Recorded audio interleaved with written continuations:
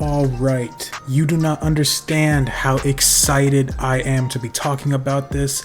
This is probably my most anticipated game, aside from God of War. But today we are going to be finally talking about the Texas Chainsaw Massacre game. Now, for those of you who have no idea what I'm talking about, allow me to provide you with a little bit more information. A while back, a certain game came out known as, Dead by Daylight, and that game spawned, or I wouldn't say spawned, but popularized a genre known as 4v1s. And with that game's immense success, people would want to jump in on the 4v1 genre and start taking their own stabs at it. And by far the most popular was Friday the 13th, the game. And that game was developed by Gun Media. A couple years after Friday the 13th stopped updating, Gun Media announced their next project, Texas Chainsaw Massacre game. IGN released a hands-on preview review, and I'm gonna tell you guys, the game looks fantastic. It looks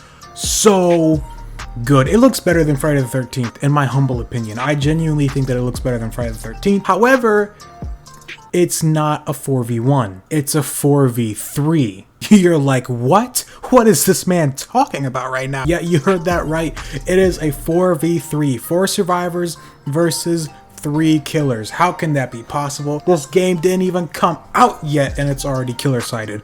Well, no. So according to IGN, they said that there's going to be 3 killers walking around this map. The big burly hunk of chunk himself, Leatherface, with his chainsaw, being able to destroy doors and little crawl spaces that survivors can use, as well as rev his chainsaw to increase his attack power. And then we got the Cook. He's more of a, I guess, information-based killer who can listen in closely and hear survivors when they're not crouched. And then you have the Hitchhiker, who can actually crawl through the crawl spaces that survivors can and set traps. Survivors, they gotta be more stealthy, they have to crouch walk, they have places they can hide, and it looks like if you're not really sure what you're doing, it looks kind of difficult to find survivors when playing as killer, but the map is big enough and there are 3 killers that, I don't think it'll feel like a slow burn game. I definitely think that the game will take a more laid back approach, kind of like Friday the 13th. Friday the 13th, there wasn't stuff popping off every 5 seconds, but when stuff did pop off, it popped off. Now you're gonna have standoffs against 3 different characters. It's gonna be wild. It's gonna be wild. It's being developed by the same people, so I'm obviously putting faith in the fact that this game